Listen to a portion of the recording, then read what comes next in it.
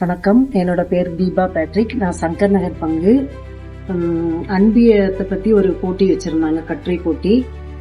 So அன்பியன்னா என்ன அப்படின்றத பத்தி நான் போட்டி வச்சதுனால நிறைய தெரிஞ்சுக்கிட்டோம். இறையாட்சி மதிப்பீடு என்ன, அன்பியம் எதுக்காக வைக்கணும், அன்பியத்துல நம்ம எதுக்காக கலந்துக்கிடணும். கண்டிப்பா இப்ப நிறைய பேர் பாத்தீங்கன்னா அன்பியத்துல எல்லாரும் கலந்துக்கிறதே கிடையாது.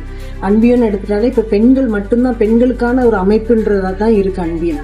ஆனா அப்படி இல்லை. இதுல சின்ன பிள்ளைங்கள்ல இருந்து பெரியவங்க வரைக்கும் எல்லாரும் கலந்துக்கணும் அப்படின்றது ஒரு முக்கியமான ஒரு கருத்தா இருக்கு.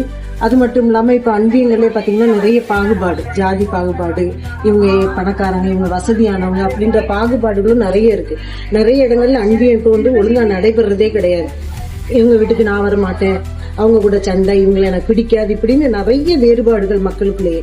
அன்பியன்றது எல்லாரும் ஒன்றா இணைந்து ஒன்றுபட்டு செயல்படணும்ன்றதுதான் அன்பியம் உருவான நோக்கமே. ஆனா அது இப்போ அப்படி நடைமுறையில இல்லை. இப்போ பீட்டர் ஃபாதர் வந்ததுக்கு அப்புறம் நிறைய அன்பியங்களை பத்தி நிறைய ஒரு ஒருங்கமைப்பு கூட்டங்கள்லாம் நிறைய நடத்திட்டே இருக்காங்க. அதனால நாங்க நிறைய பயன்படுறோம். அது மட்டும் இல்லாம அன்பியங்களை எப்படி நடத்தணும் அப்படின்ற முறைகளும் எங்களுக்கு நிறைய சொல்லி தந்திருக்காங்க. எந்த அன்பியங்கள்லாம் நடக்கல ஒண்ணு அந்த இதையும் சேர்த்து இப்ப நடத்துறதுக்கு சர்ச்சிலையும் ஒவ்வொரு பங்கா எந்த அன்பியங்கள் நடைபெறுது, ஏன் நடைபெறல, என்ன காரணம் அப்படின்றத கேட்டறிவாங்க. அதுவும் எங்களுக்கு இப்போ அன்பியங்களை நடத்துறதுக்கு ஒரு முக்கியமான ஒரு காரணமா இருக்கு. அது மட்டும் இல்லாம இன்னைக்கு கட்டுரை போட்டி வச்சதுனால நாங்க நிறைய கத்துக்கிட்டோம். இறையாட்சி மதிப்பீடு என்ன, அதுல வரக்கூடிய விளைவுகள் என்ன, தீர்வுகள் என்ன, அதுல இருந்து நம்ம வெளிவரதுக்குள்ள என்னென்ன முறைகள்லாம் நமக்கு இருக்குன்றதுக்கு நிறைய நாங்க இதன் மூலமா படிச்சு நிறைய தெரிஞ்சுக்கிட்டோம். நன்றி.